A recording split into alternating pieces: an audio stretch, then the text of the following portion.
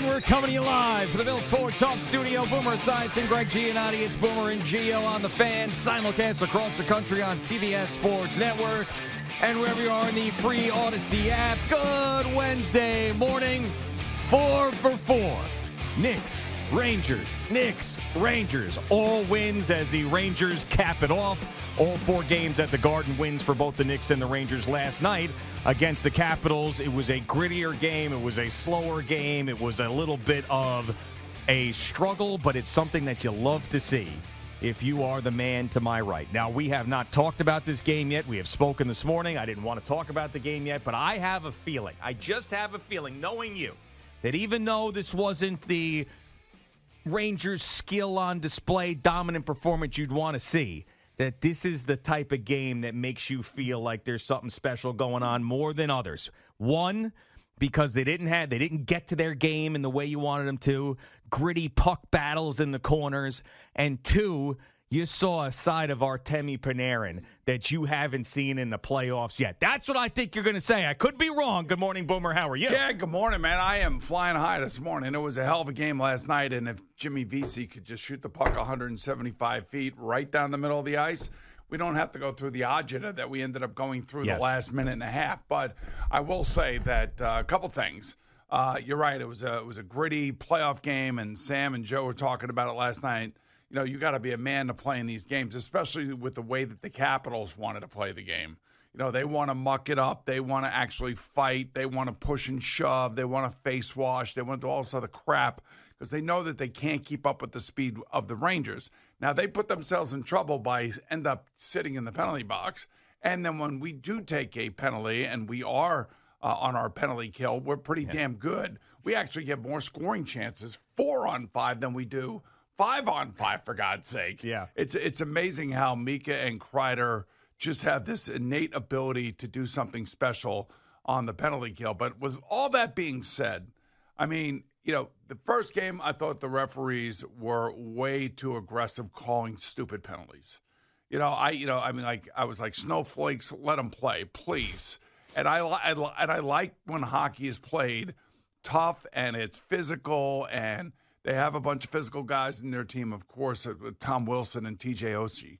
But when sticks start flying and, you know, you're almost taking people's heads off, now all of a sudden, you know, you're making so many mistakes that, you know, you are allowing them to play, but you're also putting players in jeopardy. And, you know, I can think of 2 different situations within Artemi Panarin last night where Oshie almost took his head off. And right in the middle of the ice, and you don't call a penalty on that, that's a dangerous thing. That should have been called.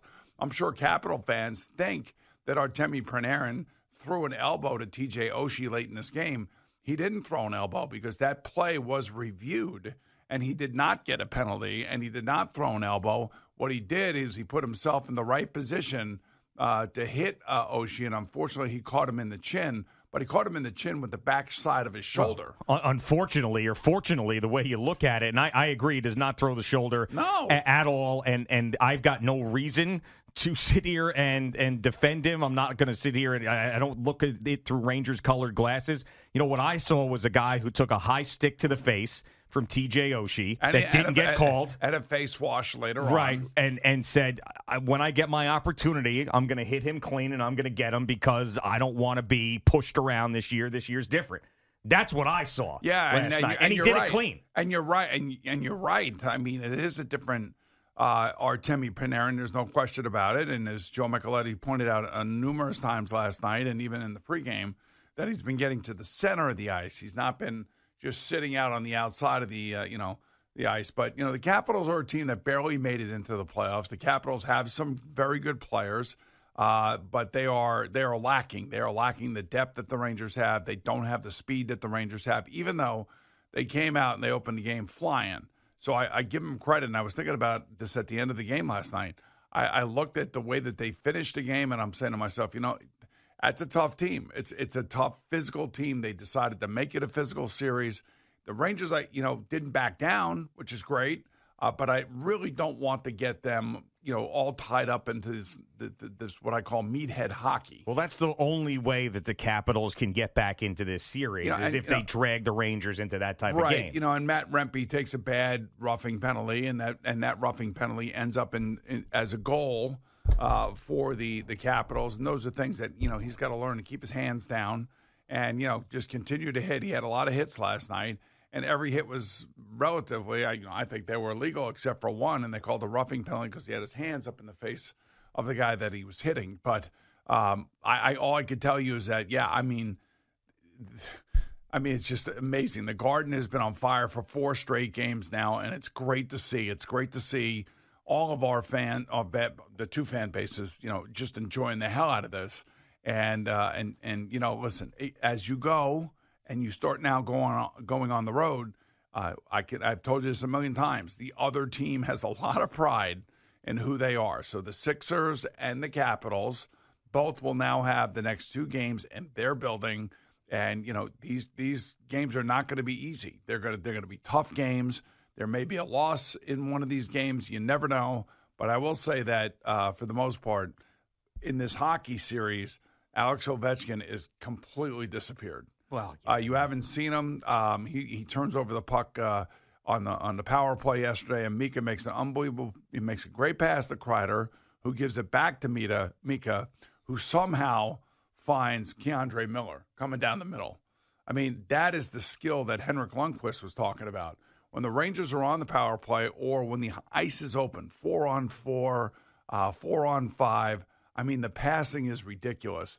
And I think Henrik equated it to passing in an all-star game. Yeah, I mean, that's the type of skill that they have. Now, it's interesting you talk about going on the road with both of these teams because the Washington Capitals, they have a great fan base down there. They have won a cup. They got one of the all-time players, Ovechkin, who hasn't done anything in a series, but he's still there.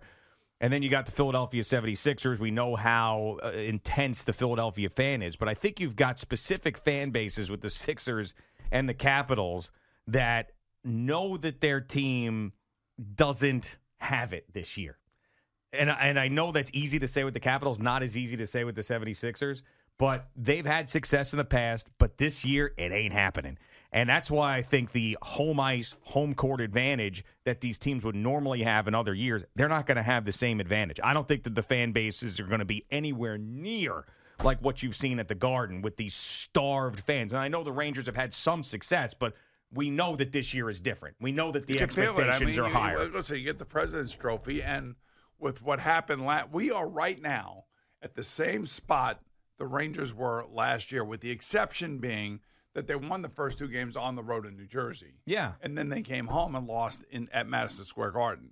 This is a little bit different. They totally have dominated the Capitals for 2 games. Yeah.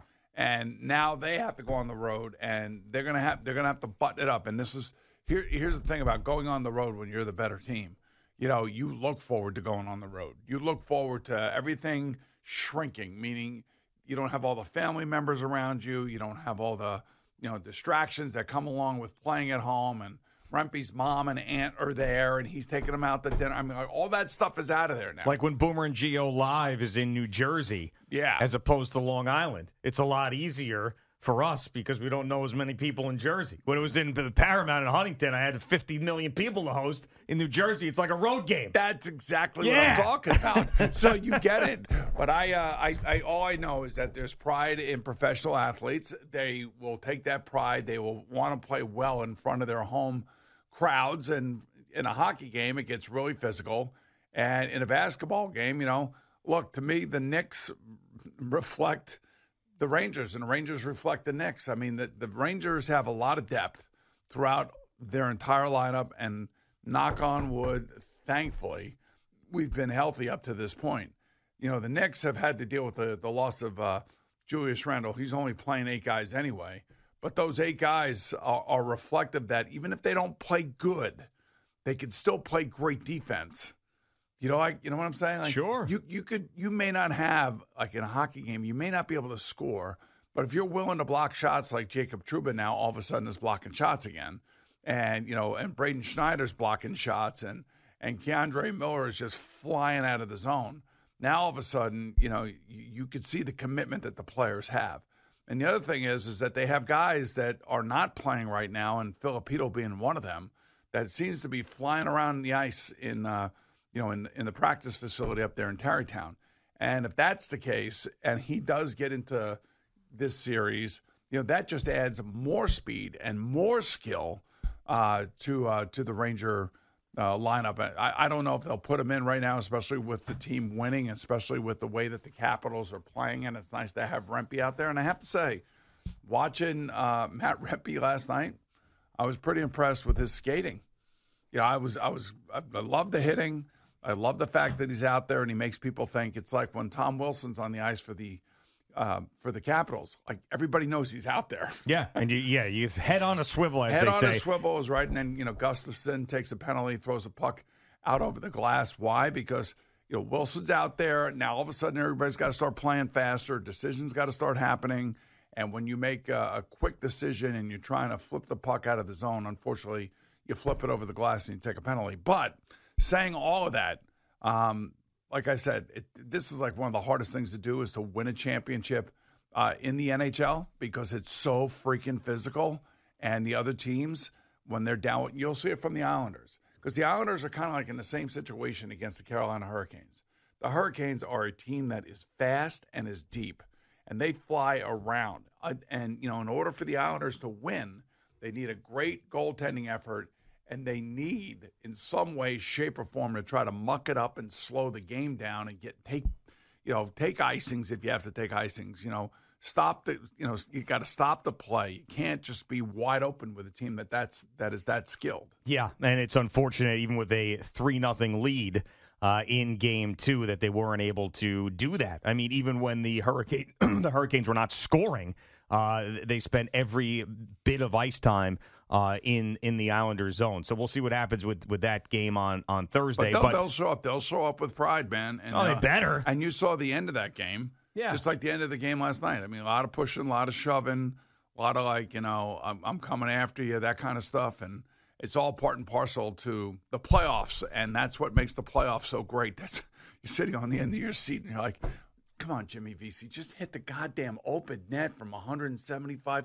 You've been playing hockey since you've been 4 years old. Yeah, just do it. If he does that, then we can all go, oh. But you still, all right, thank God. Well, yeah, right. But it's not like it ended up costing you anything. No, but it didn't. A little frustration. It could have loosened things up for us a little bit. Yeah, well, it's the playoffs. Things don't get loosened up. You know that. I do think it's really imperative, though, that the Rangers aren't playing on Boomer Gio Live on Friday in a Game 6 because as you talk about the physical nature and how much of a slog it is through the Stanley Cup playoffs, finish one of these teams off early. Finish them off. I have to say that their defenseman, John Carlson, yesterday at the right point late in that game was like a superhero.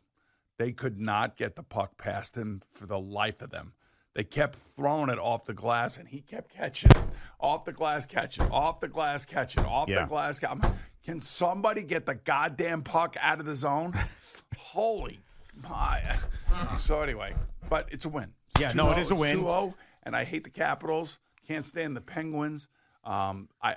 These teams are such a pain in the ass. Well, make quick work of them, man. Make quick work. I hope so. I mean, and I know that it's easier for me to say than you. You don't want to touch the money, touch the cup. We talk about it all the time, but I mean, the Rangers need a series where they could watch some other teams beat the crap out of each other, and it would be nice. If at the very least the Islanders make this a series against the Hurricanes and then knock them down a little bit, bruise them up a little bit, and then the Rangers can be done in either 4 or 5 with the Capitals. Yeah, I know that, sounds great. Get it over with. Not that easy, I know. There's something about just continuing to play hockey as opposed to getting like 5 days off. 5 days off is a little too much for me. But you don't want to lose games, though. I don't want to lose games either. I don't. I'm just keep playing the way you're playing. You're faster. You're more skilled. You have better shoot. I mean, this finally, we saw what somebody saw in Roslovic when they took him in the first round.